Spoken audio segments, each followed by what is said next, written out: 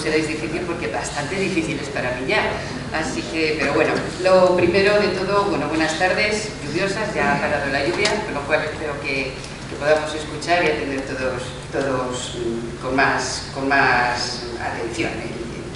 Lo poco o lo mucho que tenga que decir, porque la verdad es que ya se han dicho muchas cosas, pero bueno, hoy me voy a salir un poco del esquema básico de hablar de lo que son los problemas de los trabajadores, etcétera, entre comillas, y a lo mejor hacer una intervención un poco más política en el marco de Europa, si me permitís, y con esto no quiero decir que la representación de los trabajadores, que lo que hay en el mundo del trabajo no sea político, pero voy a intentar trascender un poco de esa situación. Lo primero que quiero, por supuesto, es agradeceros a todos y a todas vuestra presencia en este foro sindical, y aunque hemos asistido ya a unas cuantas reuniones del foro sindical, he de reconocer que hoy resulta muy motivador porque está la sala pues llena de vosotros y vosotras, y eso siempre es verdaderamente motivador. Bueno, yo podría terminar la intervención diciendo que, como sabéis, el próximo 25 de mayo son las elecciones al Parlamento Europeo y que lo que hay que hacer es convencer a los que tenemos al lado para ir a votar y votar. Y a partir de ahí, que gane Izquierda Unida la mayoría de votos que sean posibles, y con esto tratar de incidir en las políticas que haya que realizar. Pero como me imagino que esperáis que diga algo más, pues intentaré añadir algún elemento, ¿no? Aunque el objetivo final, evidentemente, coyuntural, más allá de lo que haya que hacer posteriormente, no deja de ser este. No sé si, como no estoy en campaña, no puedo pedir el voto. Si acaso es así, lo obviáis y ya está. Así que no hay problema. Bueno, desde mi punto de vista, estas elecciones van a tener tres características, o hay tres características que van a jugar un papel central en estas elecciones, ¿no? Y que son distintivas, pues, de los procesos anteriores, 2004, 2009. 2009 ya tenía una incipiente crisis, pero bueno, todavía no estaba en la situación, lamentablemente, en la que nos encontramos ahora. Estas tres características a las que voy a hacer referencia son precisamente un contexto determinado por la actual crisis y la desafección ciudadana hacia las instituciones políticas y sus representantes.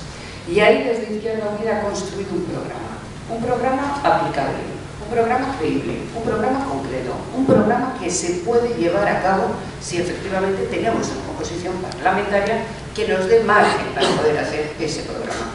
Y la tercera característica a la que me voy a referir es precisamente a la composición del Parlamento, a la elección del presidente, que está suscitando un ruido, por decirlo de alguna forma, y que trataré de aclarar posteriormente cómo funciona o cómo va a funcionar esta elección del presidente de la Comisión por parte del Parlamento Europeo. Bueno, sobre el contexto. La crisis se está utilizando para hacer un diseño ideológico,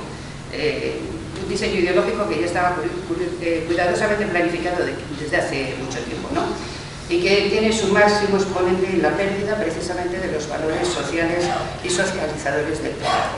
Ahí es donde ha estado verdaderamente la incidencia de la ideología, ese diseño ideológico para romper con esa estructura, con ese elemento de valor social que tiene el trabajo.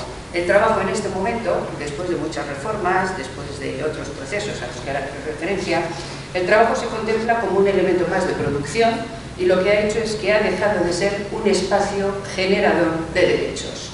Al igual que siempre hemos vinculado que los derechos de las personas estaban muy vinculados a los derechos de ciudadanía, ¿no?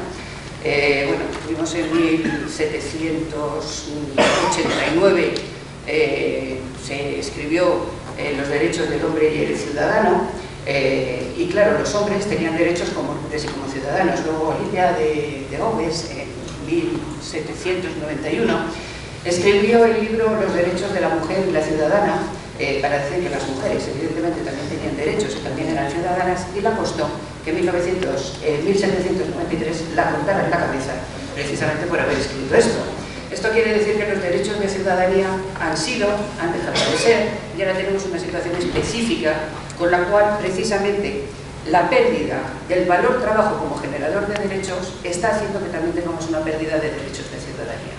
Por ejemplo, como ya no tenemos un sistema universal de sanidad, tenemos un sistema de aseguramiento. Si no estás trabajando, has dejado de tener un derecho de ciudadanía como es la sanidad. o si eres inmigrante irregular, pues estás exactamente en la misma situación. Por tanto, hay un derecho que es central, que es el que articula el resto de los derechos, y esos son los derechos que se consiguen a través del espacio que es el trabajo y que es el elemento central de la constitución de esos derechos. Ahí es donde el proyecto neoliberal ha tenido una incidencia importante en su ruptura. A esto han contribuido enormes transformaciones productivas en las economías nacionales, que como en el caso de España ha significado un proceso de desindustrialización que ha ido acompañado en paralelo de una fragmentación y de la segmentación de las relaciones laborales, a través de la subcontratación, a través de la precariedad y el traspaso del trabajo asalariado a la nueva fórmula de emprendedores.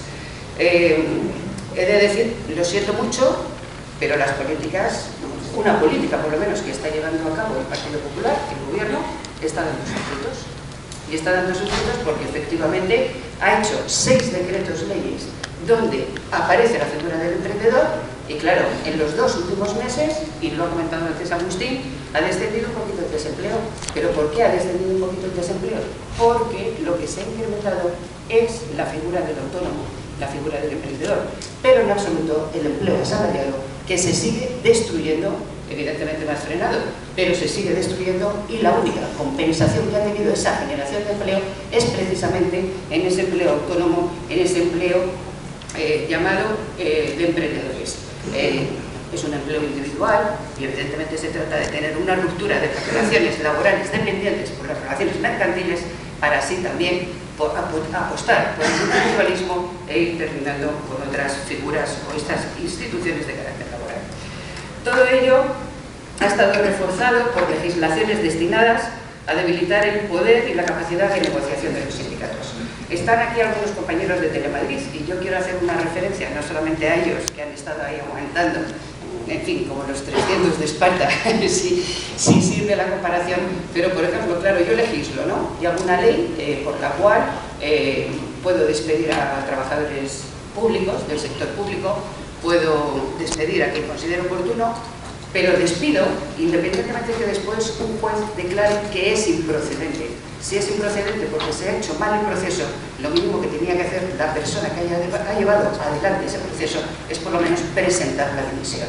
Porque claro, si tengo las leyes que me facilitan que me puedan despedir, y además de despedirme he sido tan torpe y tan inútil que lo he hecho mal, lo mínimo que se puede pedir es precisamente que dimita y que no siga manteniendo un puesto, y por tanto el uso de las leyes da lo mismo lo que tú hayas hecho legislativamente, si después políticamente puedo incumplirlas sin que tenga ningún marco ni ninguna consecuencia a este respecto.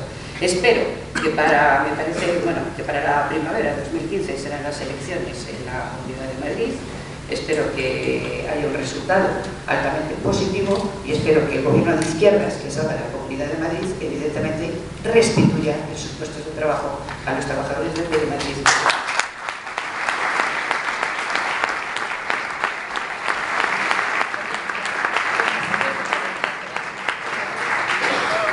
El capitalismo evidentemente se quiere desenvolver sin contrapesos, por eso se exacerba el ataque al movimiento sindical de clase, no a todo movimiento sindical, hay todo movimiento sindical que desde luego se potencia bastante para que además actúe en contra de este movimiento sindical y de clase. Se rompen instituciones centrales como la negociación colectiva y por tanto es lo que incorpora la pérdida de derechos en cuanto a la relación de trabajo asalariado. El deterioro del sistema de protección social con la eliminación de la privatización de los servicios públicos, pues lo que ha hecho ha sido contribuir precisamente a un elemento de desigualdad, a mayores elementos de pobreza y ahondar en la situación básicamente lamentable en la que nos estamos encontrando. Todo esto está aderezado con un desempleo que alcanza el 12% para la zona euro y en España se sitúa en un alarmante 26%. Hace poco, yo no creo que haya sido una actitud intencionada, ¿no? Aunque es posible que sí, no lo sé si tengo que picar de inocente o no. La verdad es que en Reino Unido, en la época de Margaret Thatcher, se destruyó como consecuencia precisamente de la desindustrialización del cierre de las minas, etcétera, que aquí los compañeros mineros que tenemos también lo saben bien, Margaret Thatcher, para llevar a cabo sus políticas neoliberales, que es uno de los vórtices de la situación en la que nos encontramos hoy, se encontró con una situación de desempleo que le vino muy bien para poner en marcha todas las políticas neoliberales en base al miedo, en base a muchos otros elementos que circulan hoy. Esto fue en los años 80, pues ahora está bastante desarrollado. Yo no creo, sinceramente, que haya sido hecho a posta que haya esta situación, pero la realidad es que ese 26% de desempleo juega a favor de esa aplicación de las políticas neoliberales, evitando que haya elementos de contestación mayores de los que ha habido hasta el momento, que yo creo que irán increciendo, porque lamentablemente no podemos seguir más en la situación en la que estamos. Como decía, esta situación de desempleo del 26%, salvo en los discursos que sí se mantiene, ha dejado de considerarse, junto a la pobreza, el problema político más grave al que hay que dar solución. Como bien dice Owen Jones en un libro maravilloso de Charles, La demonización de la clase obrera, el desempleo se ha despolitizado. Entonces solamente sirve para el discurso, pero luego no sirve para la aplicación efectiva de políticas para romper realmente con esta situación de desempleo. Hay un empobrecimiento sostenido de la ciudadanía en su conjunto. No solo han aumentado significativamente las personas que se encuentran bajo el umbral de la pobreza, cada vez son más los hogares que carecen de ingresos y las personas en situación de pobreza que se encuentran trabajando, sino que también han crecido los segmentos sociales que han sufrido la pérdida de sus recursos. Lo dice Cáritas, que como todos sabéis, desde esta semana son del Partido Comunista.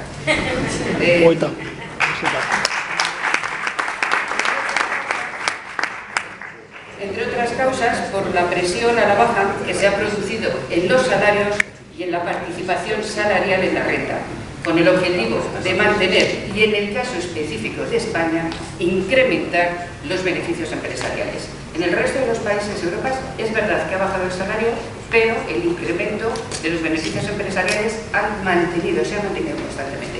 España es el único país de Europa donde los beneficios empresariales han crecido muy por encima de la situación que se tenía.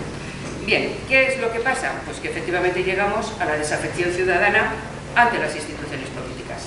Y podemos argumentar muchos elementos de por qué se produce la desafección ciudadana. Y en España posiblemente determinados elementos tendrán, determinados componentes tendrán una gran incidencia. La corrupción, en fin, podemos poner varios elementos. Pero lo que está claro es que la desafección, fundamentalmente lo que tiene que ver es con la manera con la que se está gestionando la crisis. Tal y como se está gestionando la crisis, la gente entiende que la política ya no da respuesta a sus problemas ni a sus necesidades. Las políticas de austeridad impuestas en Europa atienden al proyecto neoliberal apoyado por los gobiernos de intereses que no son precisamente los intereses de los trabajadores y las trabajadoras. Las directrices económicas han sido adoptadas por instituciones alejadas del control democrático y de la participación de la ciudadanía. La Troika se reúne y no levanta ni siquiera actas de sus reuniones, con lo cual ninguna institución puede presentar una reclamación sobre las decisiones que ha adoptado la Troika. Ha establecido sus criterios con lo que hemos venido llamando desde Izquierda Unida un golpe de Estado silencioso. Y todo esto ha contribuido al deterioro de la calidad de la democracia y a socavar los consensos básicos sobre los que se ha construido el proyecto europeo, con un debilitamiento del proyecto de integración, con un aumento de las asimetrías territoriales. En resumen, terminar con el modelo social europeo a través de un entramado complejo, complejísimo, en la Unión Europea, en Bruselas, que además está dirigido o cuenta con tecnócratas para ejecutarlo. Y eso es uno de los elementos que se tiene que romper.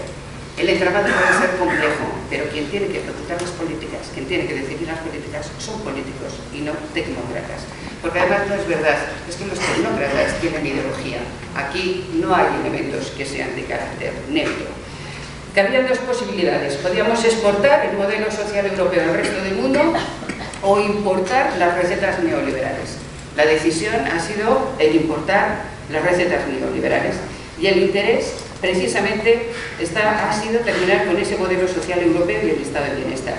Esto se ha asumido como si fuera la evolución natural del desarrollo capitalista y se ha obviado, o no olvidado, que es el resultado de las luchas de los trabajadores y de las trabajadoras y de sus organizaciones y de la igualdad coyuntural de las fuerzas sociales. Por eso es por lo que se ataca directamente al mundo del trabajo.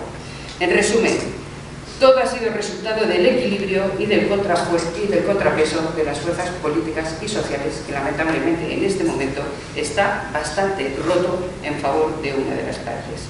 Además hay un creciente nacionalismo con el afloramiento de posiciones de extrema derecha, no solamente en Francia, como ya nos ha comentado el compañero, sino pues en Holanda, en Dinamarca, en Grecia, y además se retoman nuevamente aspectos que las mujeres conocemos muy bien, como es el sexismo, por ejemplo con el aborto, criminalizando el cuerpo de las mujeres ante las decisiones de la anticoncepción u otras decisiones que pudiéramos adoptar con relación a nuestro cuerpo. El patriarcado, las mujeres tienen que estar limitadas fundamentalmente a tareas reproductivas y de cuidados. Por ejemplo, la reforma laboral se bonifica todo, ¿no? Bonificamos la tarifa plana para los emprendedores, los contratos de emprendedores, los contratos de formación y aprendizaje que están totalmente bonificados. Lo bonificamos todo. Y resulta que la bonificación, una bonificación que podría ser interesante, que es la de la incorporación de las mujeres después de una baja maternal en un periodo de tiempo, esa bonificación se quita, se elimina en materia de reforma laboral. En blanco y en botella, o sea, no tiene lógicamente ninguna otra lectura. Y por supuesto el racismo. Estos tres elementos, el sexismo, el patriarcado y el racismo, han sido tradicionalmente los pilares sobre los que se ha sustentado una gran parte del proceso capitalista, entre otras cuestiones para cubrir las necesidades de abundante mano de obra y con esa abundante mano de obra la devaluación del factor trabajo. Como ahora tiene un ejército de reserva de parados, pues evidentemente pueden seguir ahondando en ello. En el ámbito europeo, parece que la amenaza es Europa, pero sería un error imaginar que la alternativa se encuentra en la vuelta al Estado-Nación o en las políticas de empobrecer al vecino. La respuesta efectiva solo es posible contando con una parte importante de la dimensión europea. Y ante esto no ha existido un contrapeso ideológico. Los socialdemócratas, si es que quedan, que supongo que sí, se han convertido en socialliberales. Hay socialdemócratas, evidentemente, pero estos están en una parte de la izquierda, o en varias partes de la izquierda, pero la verdad es que tienen un peso poco cogido. Pero lo que se han convertido son precisamente en socialliberales. Han apoyado estas políticas, han apoyado la mayoría de las decisiones, austeridad, la gobernanza económica europea, el SISPAC, en fin, todos estos elementos que han incidido en la actividad y en implantar estas políticas. Y la izquierda, que da respuesta a los nuevos retos, o se invisibiliza o se dificulta su proyección social. Por ejemplo, no sé si muchos y muchas de vosotras veis el programa este de debate de La Sexta por la noche. No voy a meter yo con los pocos medios de comunicación que dan un poco de juego, ¿no? Bueno, pero pasa una cosa curiosa. Yo no es que lo vea mucho y por tanto me lo he podido perder, pero las veces que lo veo he visto.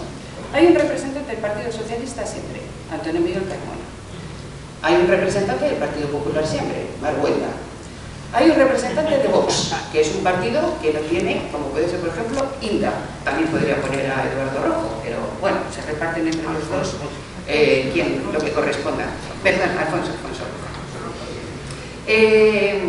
Hay un representante, a veces he visto algún representante de PO, hay un representante permanente de Podemos, pero nunca he visto un representante de Izquierda Unida. Ocasionalmente a lo mejor, pero es desde luego un elemento que determina la dirección y el empuje por el que se quiere dificultar, invisibilizar o desde luego evitar una determinada proyección social. La izquierda además ha cedido el uso del lenguaje a la derecha política y mediática y a sus grupos de presión. Por poner algunos ejemplos, la cultura del esfuerzo, que es la mayor de las mentiras, eso lo sabemos sobradamente las mujeres, la empleabilidad, que es completamente falso, la austeridad, yo no sé quién puede tener austeridad, los que estamos aquí seguro que la hemos tenido todos, etc. Mentiras bien colocadas en discursos populistas que tienen una impregnación social muy rápida, muy fácil y que es la que lleva evidentemente a desviar determinados votos hacia determinadas direcciones. Y sobre todo este aspecto de la desafección, que a quien le viene bien siempre es a la derecha, porque como dice José Sacristán, Pepe Sacristán, la derecha no tiene votantes, tiene feligreses y por tanto no tiene ningún problema. Ante todo esto, desde Izquierda Unida presentamos un programa dirigido a ofrecer una alternativa. Una auténtica política de izquierdas debe hacer pivotar su programa en la creación real de empleo, pero no de cualquier empleo, un empleo de calidad, con un salario digno, basado en la igualdad de oportunidades y en la igualdad de tratos, y que sea fundamentalmente fuente de derechos. Si el empleo no es fuente de derechos, no es empleo, será otra cosa, pero no es empleo. Apostamos por la reducción del tiempo de trabajo y junto con la reducción del tiempo de trabajo se tiene que establecer un programa de rentas mínimas para compensar las situaciones de pobreza con las que nos podemos encontrar. Hay que fortalecer, por supuesto, la negociación colectiva y la participación de los trabajadores y las trabajadoras en las decisiones empresariales. Hay que apoyar el papel de los sindicatos europeos y especialmente de la Confederación Europea de Sindicatos, trabajando conjuntamente para la aplicación de la estrategia sobre la dimensión social de Europa. No hace falta que os convenzca, pero mañana a las 6:30 la manifestación desde Cibeles a la Puerta de Sol. Apostamos por un cambio de modelo productivo que pasa por poner en marcha un proceso de reindustrialización que debe orbitar sobre dos elementos centrales: el tipo de industria en el que se va a basar y en qué sectores sostenibles se puede basar también esta industria. Asimismo, los programas de inversión y desarrollo deben ser los motores fundamentales del cambio. Hay que potenciar la industria europea de la electrónica y las telecomunicaciones. En resumen, una propuesta industrial con alto valor añadido. Hay que apoyar la economía social, incrementar los elementos de protección social y, por supuesto, los servicios públicos que tienen una naturaleza anticíclica en las crisis y que, por tanto, es central. Esta es una muestra de un programa mucho más amplio que contiene otros elementos, pero yo solamente he querido enunciar estos. El resto, como espero haberos suscitado inquietud, espero que os lo leáis adecuadamente cuando estén. Bueno, para llevar este programa, porque claro, está bien decirlo, ¿no? Pero claro, de algún sitio tiene que salir el dinero. Bueno, pues para llevar adelante este programa se requiere una financiación suficiente que pasa por incrementar el presupuesto de la Unión Europea.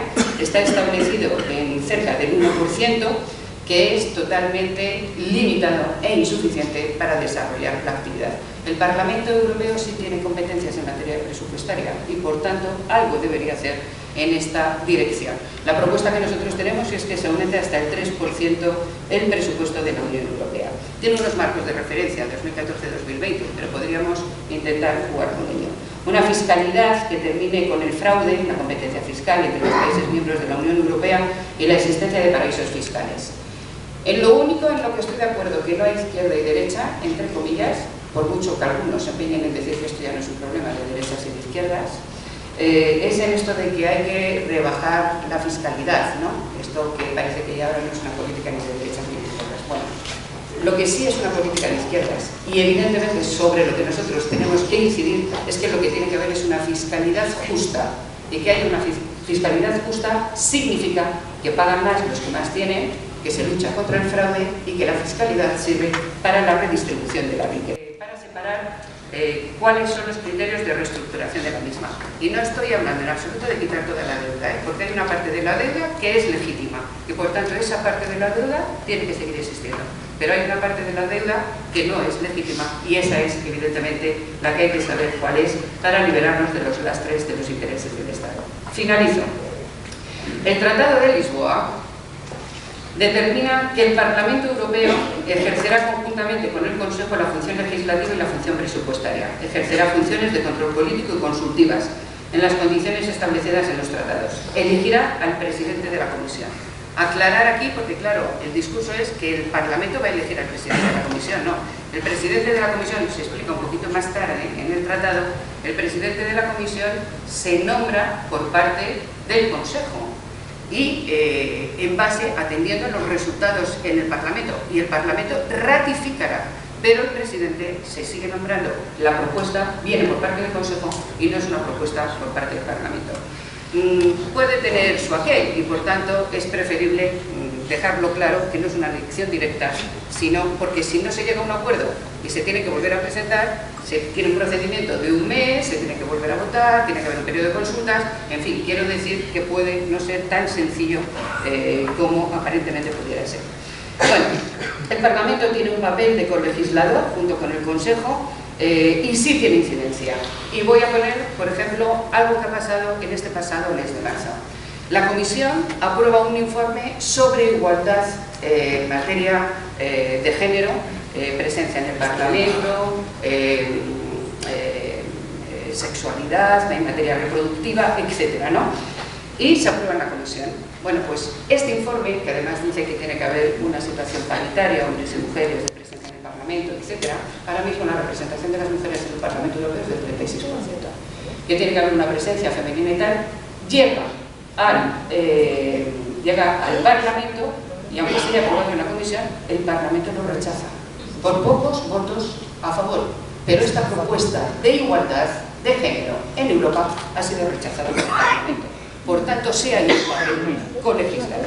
Bueno, aunque el presidente no nombra los miembros de la comisión y por tanto no puede ejecutar un auténtico programa de gobierno, su orientación política sí puede tener un gran impacto en las políticas y competencias exclusivas de la Unión Europea.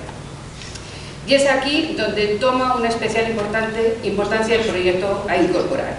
Es decir, ¿qué Europa queremos? Y aunque es un camino de largo plazo, porque es un camino de largo plazo, no podemos decirle a la gente que cambiar un proyecto europeo. Tenemos un programa, evidentemente que ese sí tiene un recorrido corto, pero tenemos un proyecto, y ese proyecto es un proyecto a largo plazo, y no se cambia, por mucho que queramos, en un periodo corto de tiempo, ¿no? Y por tanto hay que generar las expectativas adecuadas, pero también saber marcar cuál es la expectativa específica con el programa, con el proyecto con el que queremos. Pero lo que sí es verdad es que hay que empezar a actuar sobre determinados aspectos que implican o que afectan a su implantación. El primero, evidentemente, ya os he dicho, es cambiar la correlación de fuerzas del Parlamento Europeo, pero también de los parlamentos de los Estados miembros, que a su vez determinan la composición del Consejo. Se inicia un camino para la izquierda y no va a ser fácil de pararlo. Estamos frente al principio del fin del bipartidismo y, por tanto, deberíamos intentar empujar en esa dirección. Si, como parece por las encuestas, los liberales caen de forma significativa y la derecha y los socialdemócratas pierden escaños, es el momento de abrir un camino real de cambio, una oportunidad que ni debemos ni nos podemos permitir perderla. Queremos desalojar del poder las políticas neoliberales, pero no lo podemos hacer solos. Por tanto, hay que construir una confluencia social y política para atender precisamente a desalojar estas políticas neoliberales. Y para ello tiene que haber esa confluencia con diferentes agentes. Los trabajadores y las trabajadoras, sus organizaciones representativas y una ciudadanía cada vez más activa, movilizados frente a un poder público ajeno a los intereses de las personas, estableciendo instrumentos para una participación efectiva. Hemos de impedir el desarrollo de las políticas impuestas por la Troika, tenemos que poner los cimientos para reducir las asimetrías de los países del norte y del sur, incrementando la solidaridad interregional. Hay que cambiar el papel del Banco Central Europeo, deberíamos transformarlo en una verdadera Reserva Federal Europea, con capacidad de devaluar la moneda, no hacer devaluaciones internas en los estados y bajo un control exhaustivo del Parlamento. En resumen, queremos construir una Europa social, la Europa de los pueblos, y orillar a un capitalismo financiero, especulativo y depredador, que tiene que ser nuestra obligación también a largo plazo. Esta mañana, y ya con esto termino, esta mañana he estado escuchando precisamente en la reunión, en el comité en el que hemos estado, de Industrial, ha estado Martin Schulz haciendo una intervención. No sé si algunos de vosotros o vosotros la habéis escuchado también en la cadena. Bueno, pues aquí ha llegado y ha hecho una intervención. Claro, a mí me ha dejado muy preocupada, lo digo sinceramente. No sé si porque me ha dejado preocupada porque evidentemente no es desconocimiento de lo que hablamos. Si fuera desconocimiento no es que estuviera preocupada, es que sería para, no sé, dejarnos crecer las venas o algo así. Claro, porque él ha hecho una referencia, por ejemplo, al Tratado Transatlántico de Comercio, que está en estos... bueno, lleva ya algún tiempo negociándose. Y claro, ha hecho una afirmación como que tenemos capacidad de incidir en ese tratado. Y a mí me deja verdaderamente preocupado que vayamos con un discurso que lo único que hace es generar en la ciudadanía, en las personas, unas expectativas muy difíciles que no se van a poder cumplir. Y hay que decirle a la gente con claridad una sola cosa. El Tratado Transatlántico de Comercio lo que significa es una absoluta desregulación de las normas del mercado. Y por tanto no se trata de poner parches, se trata de evitar que ese tratado se firme. Y no puede salir el que va a ser, supuestamente, no va a ser, el que es un candidato precisamente de la socialdemocracia, diciendo que se puede tratar de regular estas situaciones. Evidentemente no es por desconocimiento, si simplemente es porque somos capaces de tener un discurso político en campaña electoral para conseguir unos votos, nosotros tenemos que decir con mucha claridad que a la gente es adulta, no se le puede engañar y hay que contarle de verdad cuáles son las realidades de lo que podemos obtener. Y esto no pasa por este camino. Tenemos un programa, tenemos un proyecto, finalizo, sé que me he extendido muchísimo, como siempre, los que me conocéis ya sabéis que soy así, y desde luego finalizo, y me lo vais a permitir, con un compromiso personal. Un compromiso personal, y es que ser sindicalista imprime carácter, es evidente, y desde luego espero no dejar de ser nunca sindicalista, y espero que vosotros, buenos amigos, buenas amigas, si me veis que flojeo, me deis una colleja para que me vuelva otra vez a la senda.